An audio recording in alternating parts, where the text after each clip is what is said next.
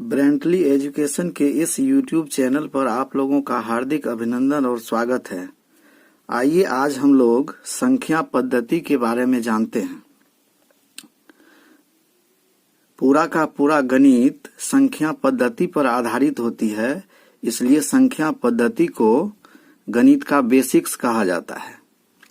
बिना संख्या और अंक के गणित की कल्पना नहीं की जा सकती है, तो इसलिए गणित की जो मूल अवधारणा है वह संख्या पद्धति पर ही आधारित होती है, तो इसको सीखना हम लोगों के लिए आवश्यक है। तो आइए सीखते हैं संख्या पद्धति अर्थात नंबर सिस्टम क्या होता है। संख्या पद्धति यानी कि नंबर सिस्टम, इसको इस तरह से परिभाषित करेंगे कि संख्याओं को लिखने एवं उसके नामकरण के सुव्यवस्थित नियमों को संख्या पद्धति कहते हैं। इसके लिए निर्धारित प्रतीकों का प्रयोग किया जाता है, जिसकी संख्या निश्चित होती है। संख्या पद्धति में शून्य से अनंत तक की संख्याओं के बारे में पढ़ते और समझते हैं। अतः शून्य से लेकर अनंत तक की सभी संख्याओं को संख्या पद्धति के अंतर्गत सीखते हैं। संख्या पद्धति में संख्या क्या होता है, अंक क्या होता है, संख्यांक क्या होता है, आइए इसको एक नजर में समझ लेते हैं। संख्या यानी कि नंबर, इसको इस तरह से परिभाषित करेंगे, वह संकेत या मान जो वस्तु के परिमाण को बतलाता है संख्या कहलाती है। जैसे 2 आम, 4 किताबें, 15 हाथी, 10 मनुष्य इत्यादि। अंक यानी कि डिजिट, इसको इस तरह से परिभाषित करेंगे कि किसी भी अंकन पद्धति में जिससे संख्या बनती है वह अंक कहलाता है। दशमलव पद्धति में कुल 10 अंकों का या संकेतों का प्रयोग होता है, जो निम्न है: 0, 1, 2, 3, 4, 5, 6, 7, 8 एवं 9। यानी कि दशमलव पद्धति में इन्हीं कुल 10 अंकों का प्रयोग होता है और पूरी की पूरी संख्या इन्हीं 10 अंकों से बनी होती है। इनमें से 0 को असार्थक यानी कि इनसिग्निफिकेंट अंक तथा शेष को सार्थक अर्थात सिग्निफिकेंट अंक कहा जाता है। तो यहाँ तक आप समझ गए कि संख्या क्या होती है, अंक क्या होता है। आइए अब सीखते हैं कि संख्यांक अर्थात न्यूमरल्स क्या होता है। संख्यांक को इस तरह से परिभाषित करेंगे: अंकों का ऐसा समूह जो किसी संख्या को व्यक्त करता हो संख्यांक कहलाता है। अर्थात दूसरे शब्दों में कहें तो संख्या को निर्देशित करने वाले अंकों अथवा संकेतों के समूह को संख्यांक कहते हैं। जैसे विभिन्न प्रणाली में संख्याओं को इस तरह से लिखते हैं। दशमिक प्रणाली यानी कि डेसिमल नंबर सिस्टम में संख्या का बेस 10 होता है। बाइनरी नंबर सिस्टम में संख्या का बेस 2 होता है। इसी तरह हेक्साडेसिमल नंबर सिस्टम में संख्या का बेस 16 होता है।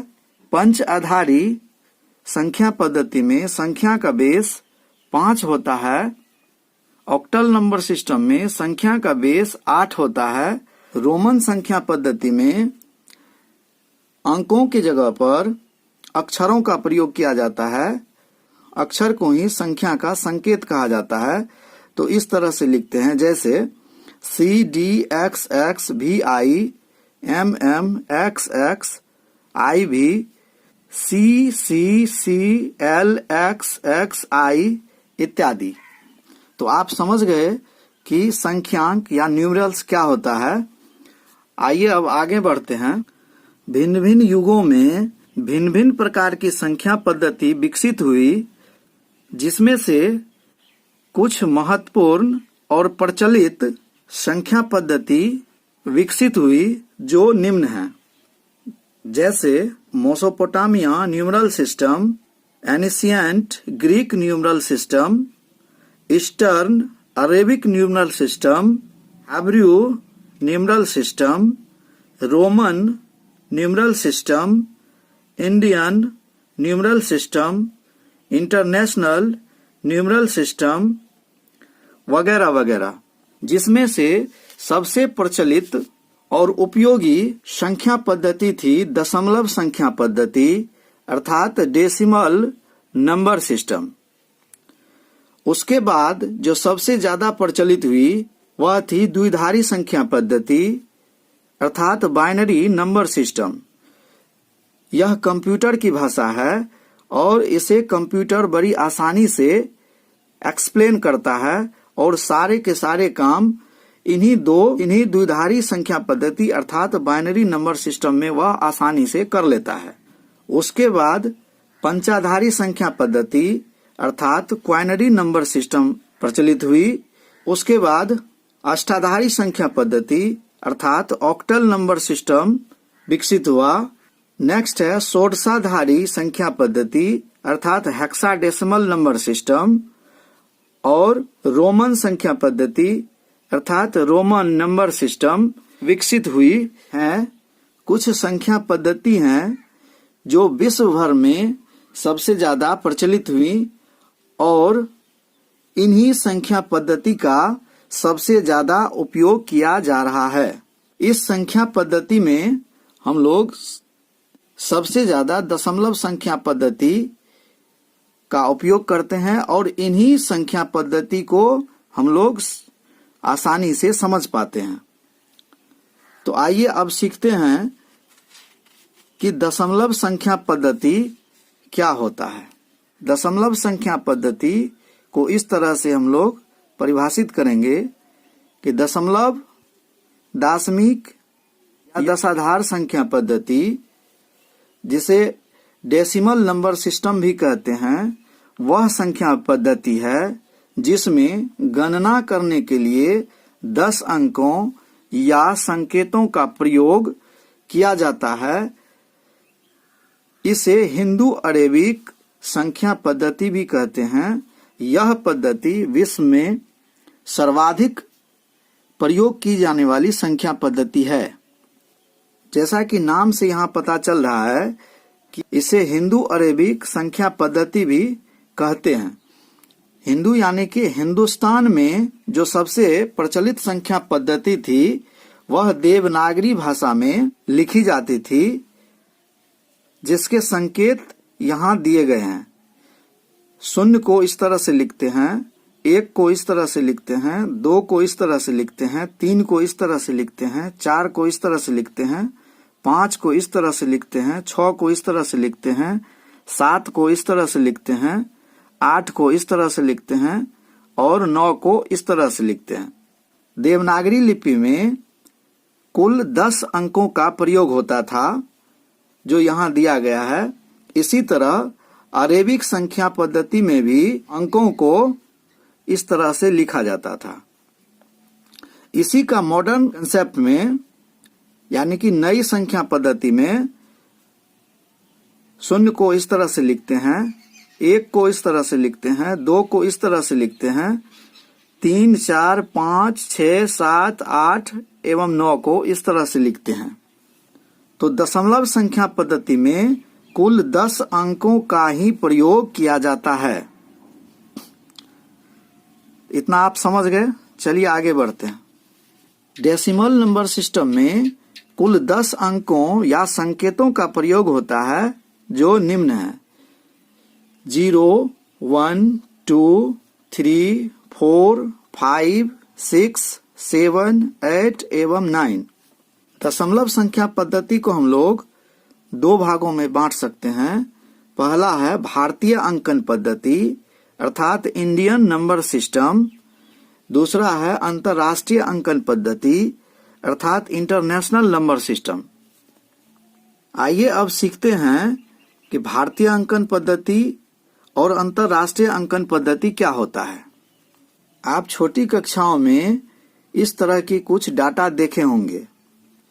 आइए इसको एक बार फिर से समझ लेते हैं कि यह कैसे काम करता है।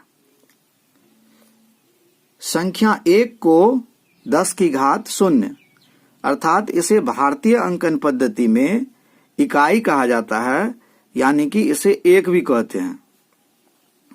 अंतर्राष्ट्रीय अंकन पद्धति में इसे वंश या यूनिट बोला जाता है। इसी तरह 1 पर 0 होता है तो इसे 10 की घात 1 कहते हैं, अर्थात भारतीय अंकन पद्धति में इसे दहाई या 10 बोला जाता है और अंतर्राष्ट्रीय अंकन पद्धति में इसे टेंस बोला जाता है।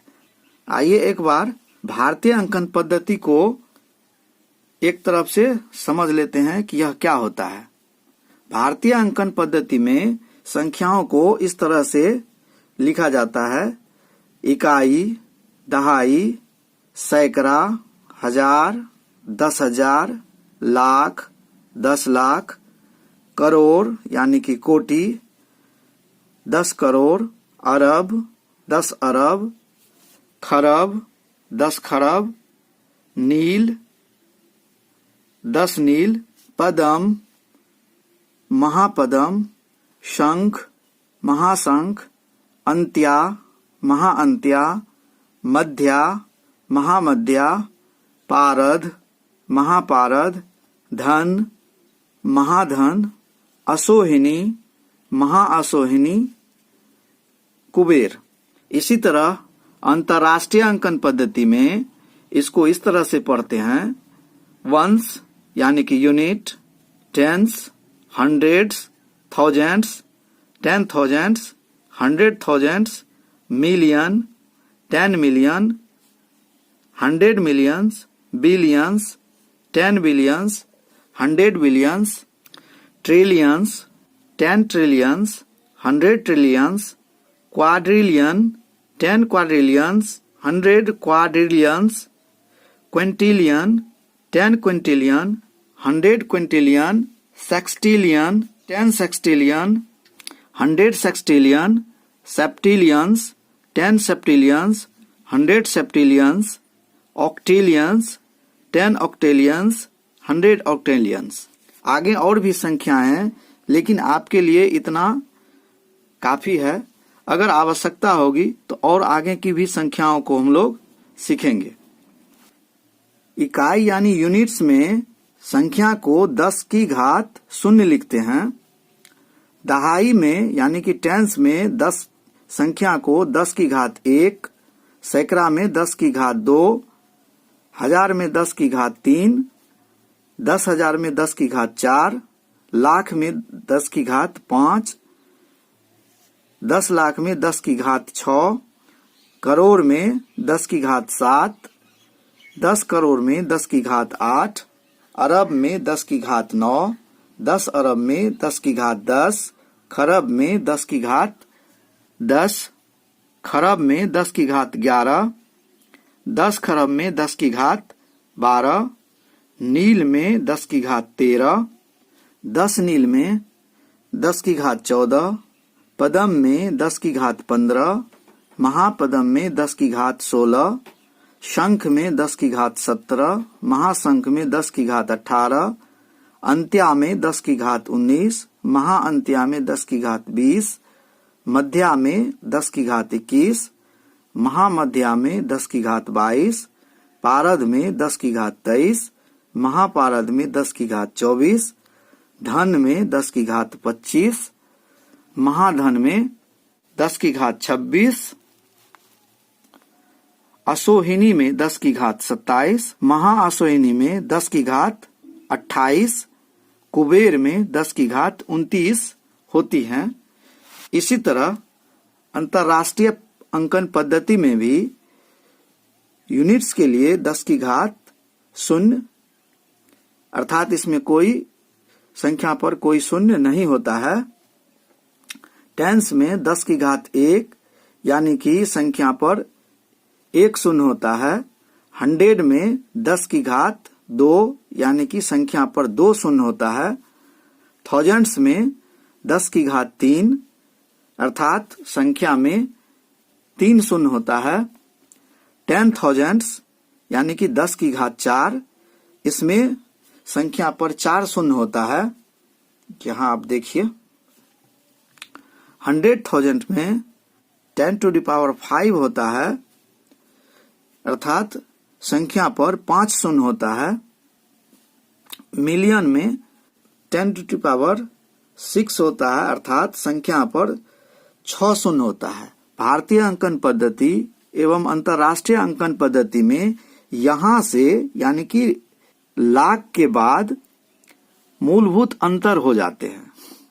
लाख को 100,000 बोला जाता है, वहीं 10 लाख को 1 मिलियन बोला जाता है। 1 मिलियन में 6 शून्य होता है, अर्थात 10 की घात 6 होती है। इसी तरह करोड़ को 10 मिलियंस यानी कि 10 मिलियंस में 10 की घात 7 यानी कि संख्या पर 7 शून्य होते हैं। 10 करोड़ को 100 मिलियंस कहा जाता है, अर्थात 10 करोड़ में संख्या पर 8 शून्य होता है। अरब को बिलियंस बोला जाता है, अर्थात बिलियंस में 10 की घात 9 होती है। 10 बिलियंस में 10 की घात 10 होती है। 100 बिलियन में 10 की घात 11 होती है। ट्रिलियन में 10 की घात 12 होती है। 10 ट्रिलियंस में 10 की घात 13 होती है। 100 ट्रिलियंस में 10 की घात 14 होती है। क्वाड्रिलियंस में 10 की घात 15 होती है। 10 क्वाड्रिलियंस में 10 की घात 16 होती है। 100 क्वाड्रिलियंस में 10 की घात 17 होती है। इसी तरह क्विंटिलियन में 10 की घात 18, अर्थात क्विंटिलियन में संख्या पर 18 शून्य होता है। 10 क्विंटिलियंस में 10 की घात 19 होती है। 100 क्विंटिलियंस में 10 की घात 20 होती है। सेक्सटिलियन में 10 की घात 21 होती है। 10 सेक्सटिलियन में 10 की घात 22 होती है। 100 सेक्सटिलियन में 10 की घात 23 होती है। इसी तरह सेप्टिलियंस में 10 की घात 24 होती है, अर्थात संख्या पर 24 शून्य होता है। 10 सेप्टिलियंस में 10 की घात 25 होती है। 100 सेप्टिलियंस में 10 की घात 26 होती है। ऑक्टिलियंस में 10 की घात 27 होती है। 10 ऑक्टिलियंस में 10 की घात 28 होती है तथा 100 ऑक्टिलियंस में 10 की घात 29 होती है, अर्थात किसी भी संख्या पर 29 शून्य होता है तो उसको 100 ऑक्टिलियंस कहते हैं। अंतर्राष्ट्रीय पद्धति में 3-3 का ग्रुप बनाया जाता है। यहाँ देखिए 1000 को 1 के आगे 3 शून्य लगाया गया है और यह 3 का ग्रुप है, तो 1000 में 3 शून्य होता है।